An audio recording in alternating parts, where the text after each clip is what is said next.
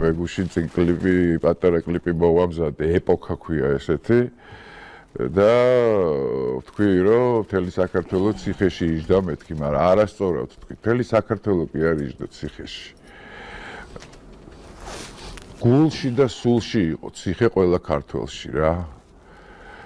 სულში იყო ციხე და ეს აი ქართული სულის გატეხვის მცდელობა იყო ის 9 წლის განმავლობაში.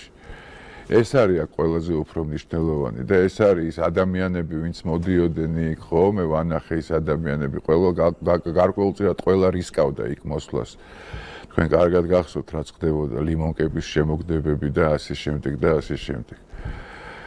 და ეს არის დასაფასებელი, რომ რაღაცნაირად ეს ღირსების გზნობა დაბრუნდა ქვეყანაში რა. თავისუფლების დამოუკიდებლობის, ვიღაცაზე უარის თქმის, ვიღაც შენი ინტერესების გატარების და ეს მე ძალიან მეამაყება. ის დრო იყო ზუსტად ის, რომ ქართული სული იჯდა ციხეში და ამისგან გამთავისუფლდით ჩვენ. ხო და რაც შეეხება ეხა გმირობას, ხო, ჩემი აზრით აბსოლუტურად სხვა რამეა რა, ჩემთვის გმირობა, ვიდრე თქვენი შემყურე გმირი დედის სტატუსში მორგებული ადამიანის. ჩემთვის გმირობა არის ირინა ენუქიძე და სანდრო გირგულიანი.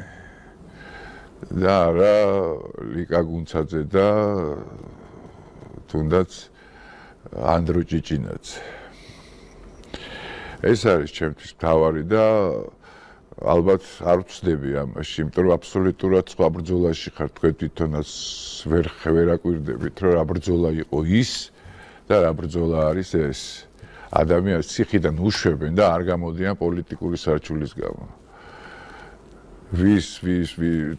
რა ხდებოდა და გაიხსენეთ ირინა ენუქიძის შემთხვევაში და რა ხდებოდა სანდრო გირგულიანის შემთხვევაში. აი მე თუ მკითხავთ, ხო?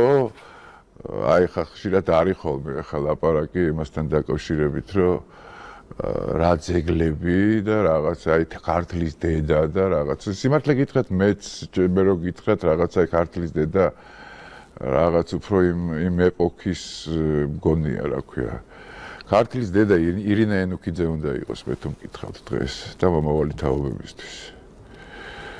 ეგ უნდა იყოს. და ის რაღაც არა აბსტრაქტული რაღაცა თასით და ხმლით ხელში. ბუნებრივი, ადამიანური, რაც გავიარეთ ყველანი და რასაც შევხედეთ ყველას, რა არის გმირი დედა საერთოდ. ეს უნდა იყოს რა სიმბოლო, ჩემი აზრით, გმირობის ქართველი დედის. ასე რომ ამაშიც ვერ ვთანხმდებით რა.